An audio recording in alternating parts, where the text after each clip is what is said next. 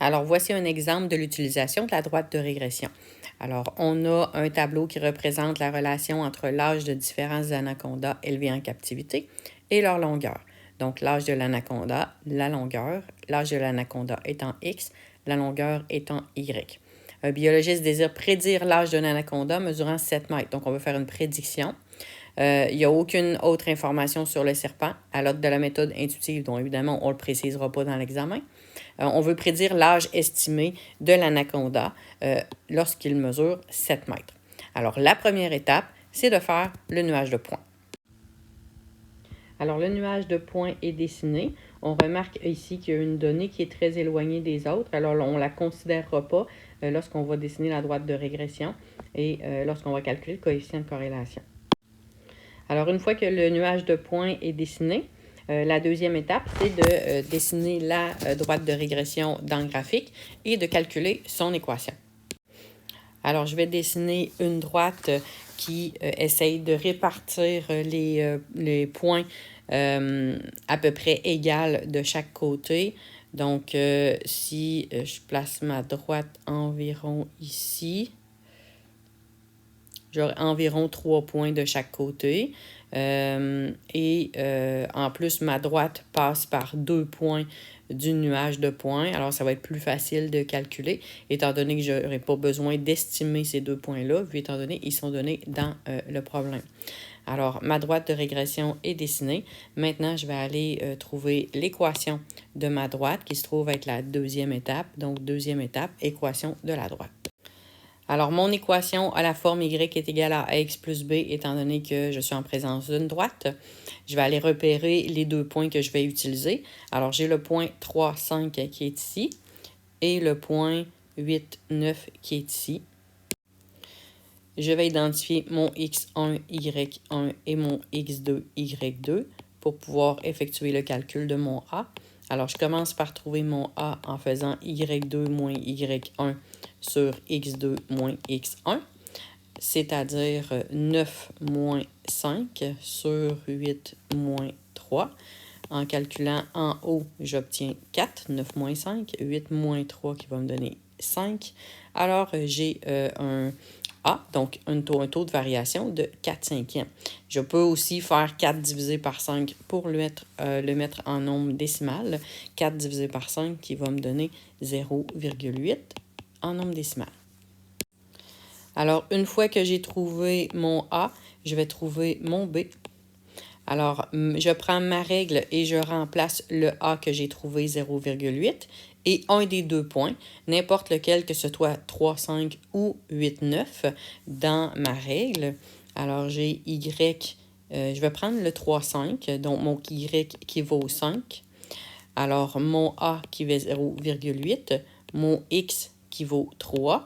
Donc, je vous rappelle que lorsqu'on a une lettre collée sur une autre, on a une multiplication qui est sous-entendue. Donc, mon Y qui vaut 5, mon A qui vaut 0,8, je l'ai calculé à la première étape. Mon X ici qui est 3 et j'ai mon plus B à la fin. Et je dois isoler mon B pour trouver la valeur du B. Alors, je vais commencer par faire la multiplication. Donc, 5 est égal à 0,8 fois 3 qui va donner 2,4 plus B. Et je vais envoyer mon 2,4 de l'autre côté pour isoler mon B. Donc, mon B doit être isolé. Alors, pour l'envoyer de l'autre côté, je vais faire l'opération inverse. C'est un plus 2,4. Alors, je vais enlever 2,4 et j'obtiens un B qui vaut 2,6. L'équation de ma droite est donc y est égal à 0,8x plus 2,6. Donc, c'est l'équation de la droite que je vais utiliser pour faire ma prédiction. Remarquez que normalement, le 2,6, le B, c'est l'ordonnée à l'origine. L'ordonnée à l'origine sur le graphique, ici, il ne tombe pas du tout à 2,6. Mais il ne faut pas oublier qu'ici, on a des coupures d'axe. Donc, comme on a des coupures d'axe, on ne peut pas se fier au graphique pour déterminer le B. Alors, c'est pas parce que le B ici est à 2,6 puis qu'elle ne tombe pas ici sur le graphique que c'est mauvais, là. Donc, ici, c'est vraiment la méthode algébrique qui est à prioriser, surtout à cause des coupures d'axe. Alors maintenant que j'ai trouvé l'équation de ma droite, je vais résoudre le problème. Donc on voulait savoir lorsque l'anaconda mesurait 7 mètres, j'étais dans le fond, quel était son âge. Alors la mesure de l'anaconda, qui est de 7 mètres, en fait, le X, c'est l'âge de l'anaconda et le Y, c'est sa longueur. Donc ici, on me donne le Y, qui est sa longueur, qui est 7 mètres. Alors, je connais le Y ici et je cherche le X parce que je cherche l'âge. Alors, l'étape suivante, ça va être d'utiliser l'équation pour déterminer son âge. Alors, j'ai l'équation de ma droite qui est Y est égal à 0,8X plus 2,6. Je sais que mon Y vaut 7, alors je vais aller remplacer ici mon Y par 7. Et je vais isoler mon X pour trouver son âge. Alors, je commence par me défaire du plus 2,6 en faisant moins 2,6 des deux côtés, du égal. Alors, j'obtiens 0,8x à gauche parce que ici, ça s'annule. Et 7 moins 2,6 qui va faire 4,4. Alors, pour isoler mon X, parce que je veux vraiment isoler mon X, je dois me défaire du 0,8 qui est collé sur mon X, donc c'est un fois 0,8. Alors, je dois faire une division par 0,8 des deux côtés du égal pour me défaire du 0,8. Il va me rester X à gauche et je vais avoir 5,5 à droite. J'obtiens alors la réponse qu'on me demandait. Donc, on voulait connaître l'âge de l'anaconda qui mesure 7 mètres. Alors, son âge est de 5,5 ans. Malheureusement, le problème n'est pas terminé parce que on a beau faire des prédictions, ça ne veut pas dire que nos prédictions sont fiables. Parce que s'il n'y a pas de lien entre les deux variables, ben, la prédiction n'est pas fiable. Donc, ça ne sert à rien de le faire.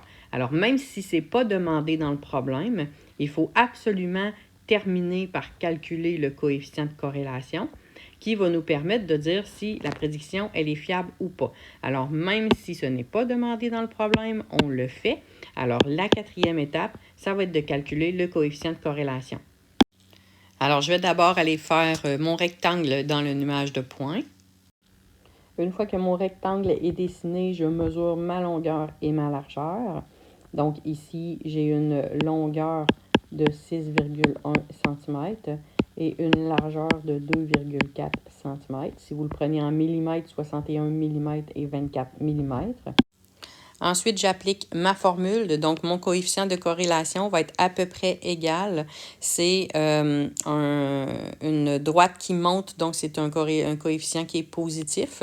Et je vais faire 1 moins ma largeur de 2,4 sur ma longueur de 6,1 pour effectuer mon calcul. J'obtiens alors un coefficient de corrélation de 0,61 positif. Et en allant dans mon tableau, on constate alors que 0,61 est une corrélation faible. Alors ici, on a une corrélation qui est positive et faible. Alors, je réponds finalement à la question. Alors, l'anaconda qui mesure 7 mètres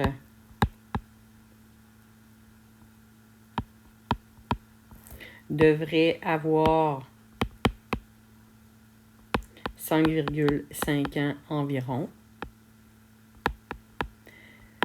Et une fois que j'ai répondu à la question, je précise que cette prédiction n'est pas fiable parce que la corrélation est faible entre les deux variables. Alors, si vous obtenez une corrélation qui est forte, très forte ou parfaite, on peut dire que la prédiction est fiable. Si vous obtenez un coefficient de corrélation qui est moyen, on peut dire que la prédiction est moyennement fiable. Mais si vous obtenez faible ou nul, à ce moment-là, la prédiction n'est pas fiable. Je vous rappelle que vous devez toujours faire cette précision-là lorsque vous faites ce genre de problème. Donc, ce n'est pas suffisant de seulement faire la prédiction, donc trouver l'équation de la droite puis l'utiliser. Il faut aussi déterminer si le lien est fort, très fort, parfait, moyen, faible ou nul, pour déterminer si cette prédiction-là, elle est fiable ou non. Donc, toujours à faire dans tous les numéros de ce type.